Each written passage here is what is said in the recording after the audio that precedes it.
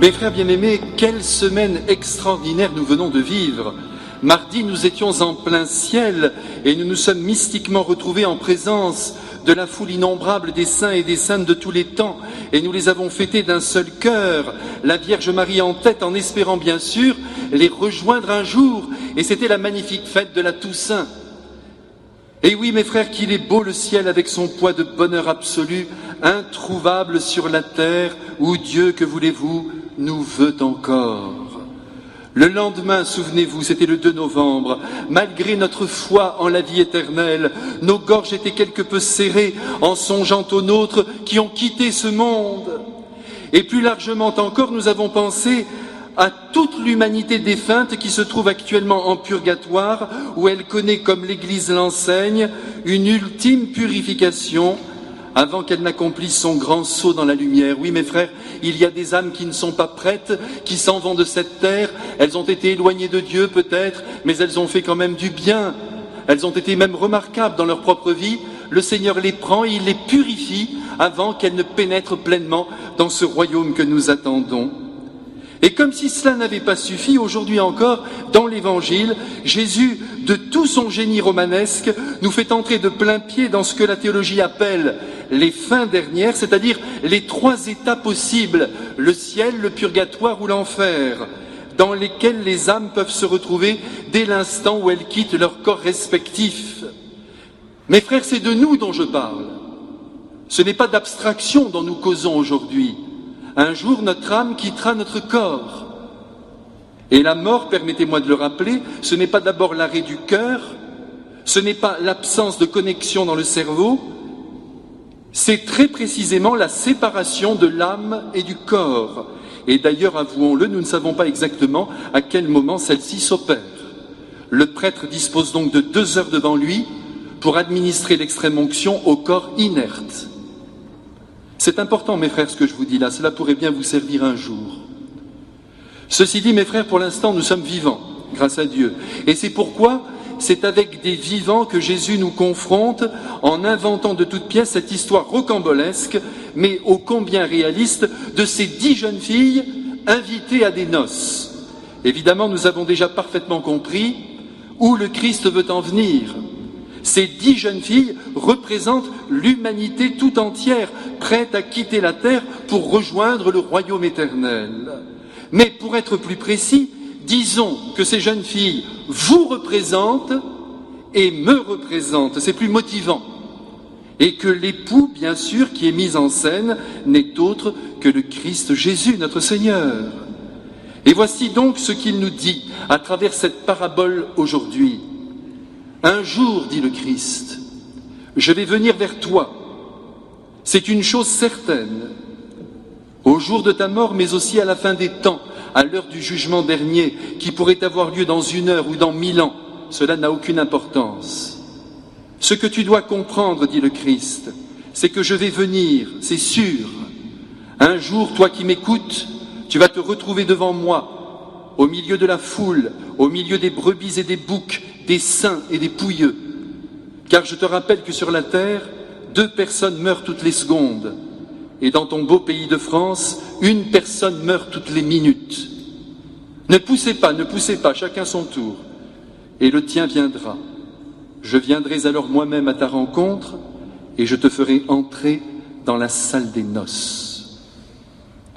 Mes frères bien-aimés, sur l'évidence de notre mort future, ce n'est pas la peine de s'étendre, elle nous étendra.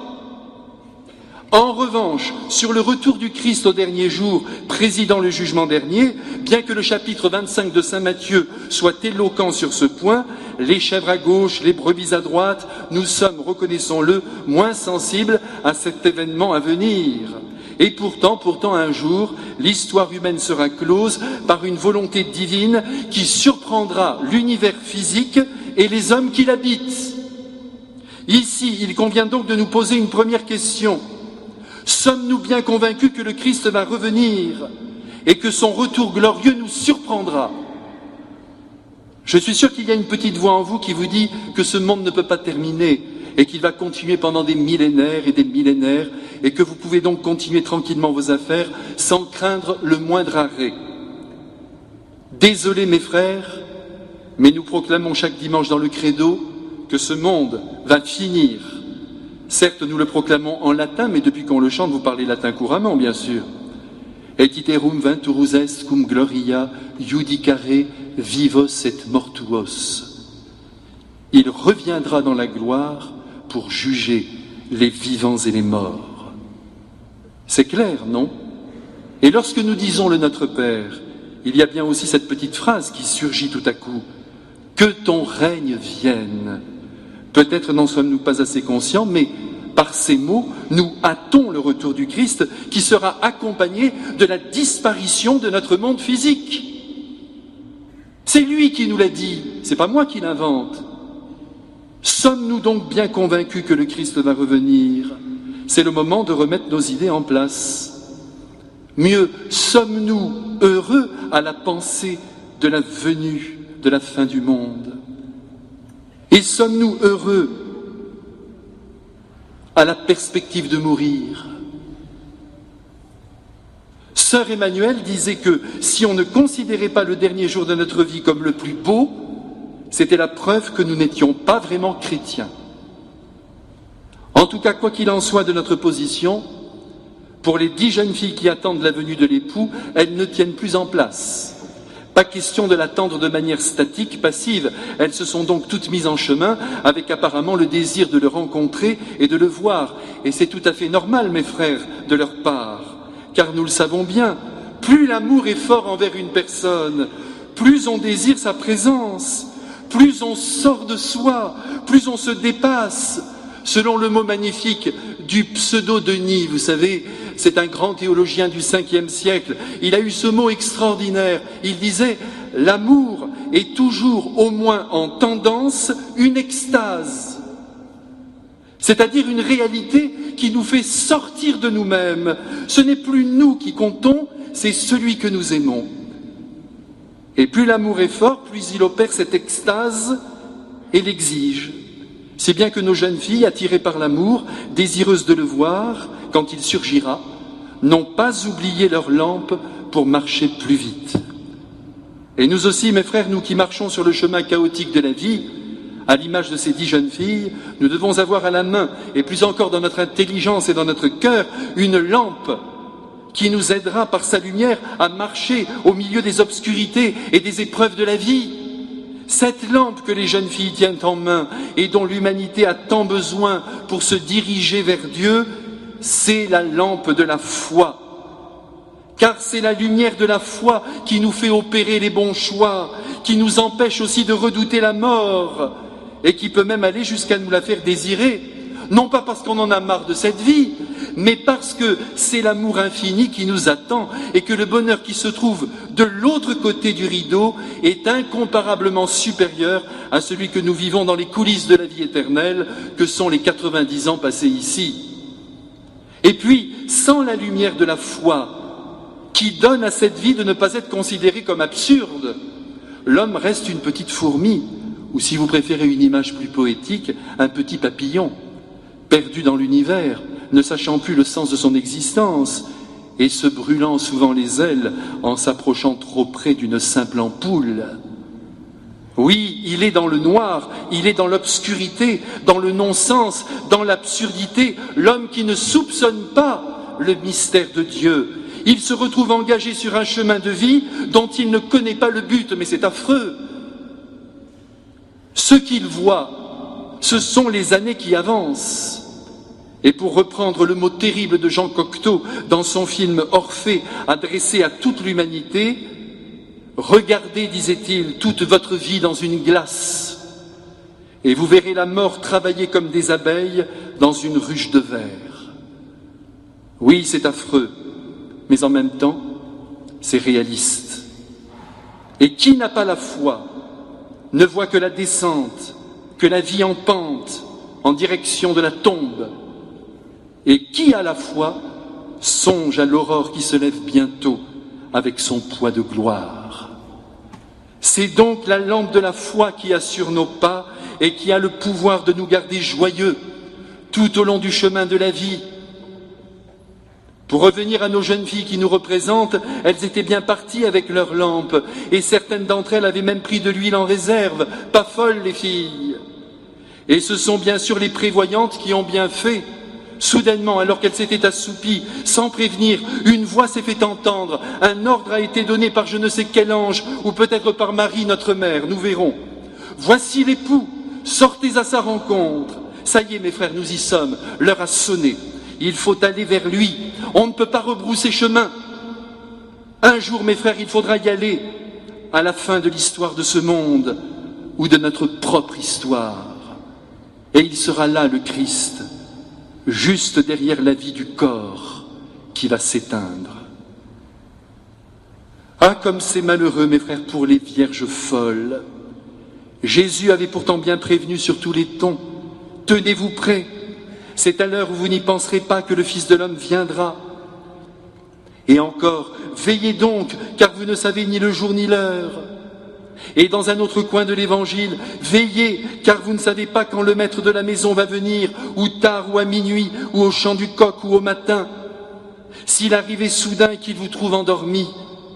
Et plus loin dans l'Évangile, Jésus précise encore, ce que je vous dis, c'est à tous que je le dis, veillez. Alors celle qui avait de l'huile en réserve, c'est-à-dire celle qui, après avoir découvert le Christ, ont cherché à maintenir en elle, brillante et vigoureuse, la flamme de la foi envers Dieu, en communiant régulièrement, en lisant assidûment l'Évangile, en faisant beaucoup d'efforts pour se maintenir dans l'amour des autres, en vivant dans la bonté, dans l'humilité, dans l'honnêteté, et puis en se répétant sans cesse que cette lumière de foi leur serait utile, surtout au dernier moment de leur existence, quand les découragements, les épreuves, la solitude, la tentation du doute, la maladie frapperaient de plein fouet leur vie. Eh bien, ces femmes étaient prêtes. Et grâce à leur lumière de foi, elles ont vu la porte d'entrée de la salle des noces. Et c'est là qu'il a surgi, beau comme un Dieu. Et il les a serrés dans ses bras glorieux, comme il nous serrera nous aussi un jour, je l'espère, car toute cette histoire est là pour dire à tous les enfants baptisés de la terre qu'ils doivent ressembler à ces vierges prévoyantes et sages qui ont gardé allumée en elles la lampe de la foi. Quant aux autres, aux insensés, aux inconscientes, aux folles, car il faut bien en venir à elles, elles ont cru qu'un peu de foi suffirait et qu'il suffisait de se proclamer croyant pour que la porte s'ouvre un jour. Mais en vérité, l'amour qu'elles éprouvaient pour l'époux, pour notre Seigneur, n'était pas très profond, si bien qu'elles se sont endormies comme les autres, mais malheureusement sur leurs illusions. Et quand l'époux est arrivé, les lampes étaient éteintes et l'huile manquait. Pourtant, mes frères, le Christ les attendait aussi, avec beaucoup de joie et d'impatience. La porte s'est bien ouverte pour elles, mais elles n'étaient pas là. Elles étaient chez le marchand d'huile, dont la devanture était déjà baissée. Mais quel drame! Mes frères, comme vous l'aurez remarqué, les vierges sages n'ont pas partagé leur huile avec leurs compagnes insouciantes. N'en soyez pas perturbés, car la foi et l'amour sont des réalités vécues par des personnes individuelles. La foi qui habite le cœur de François ou de Jacqueline n'est pas la même que celle qui habite le cœur de Marc ou de Colette. Ou on a la foi, ou on ne l'a pas. Et on ne peut pas au dernier moment s'emparer de la foi d'un autre. Il en est de même de l'amour, c'est telle personne qui pose un acte bon et non telle autre, et au dernier moment, on ne pourra pas s'emparer d'un acte bon accompli par quelqu'un d'autre et se l'attribuer. Chacun sera un jour devant le Christ avec sa propre foi et avec l'amour qu'il aura donné ou qu'il n'aura pas donné aux êtres durant sa vie. D'où la nécessité, mes frères, pour chacun d'entre nous, je vous le dis avec tout mon cœur de prêtre et d'ami, de grandir chaque jour dans l'amitié avec Jésus et dans la volonté d'aimer toujours davantage et de manière concrète toutes les personnes rencontrées et de les aimer au nom de notre foi qui doit, avec les années, devenir de plus en plus ardente. Devant les vierges folles dont l'amour et la foi étaient si faibles, pour ne pas dire inexistantes, tant ces filles étaient légères et superficielles, la porte s'est alors refermée. L'histoire s'achève donc en tragédie. Les jeunes filles tambourinent en tapant à la porte du bonheur qui est celle du paradis. « Seigneur, Seigneur, nous t'en supplions, ouvre-nous » Mais Jésus répond de manière implacable, « Je ne vous connais pas. Vous ne m'avez pas aimé. » Mes frères bien-aimés, ne soyez pas tristes de ce final. Le Christ, notre Seigneur, l'a désiré abrupte pour qu'aucun homme ne ressemble à ces jeunes filles insensées, pour que personne ne soit refusé un jour dans le royaume des cieux.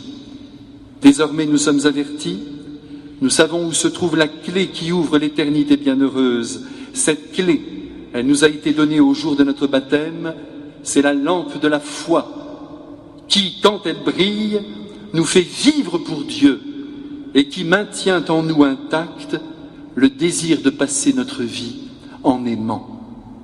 Ainsi, quand Jésus viendra à la fin de notre vie ou au jour du jugement dernier, et qu'importe le jour ou l'heure, à peine aura-t-il entrebâillé la porte qu'il nous trouvera sur le seuil, et par la main nous fera tout de suite entrer dans les jardins du ciel. Vous verrez alors que je vous ai dit la vérité. Amen.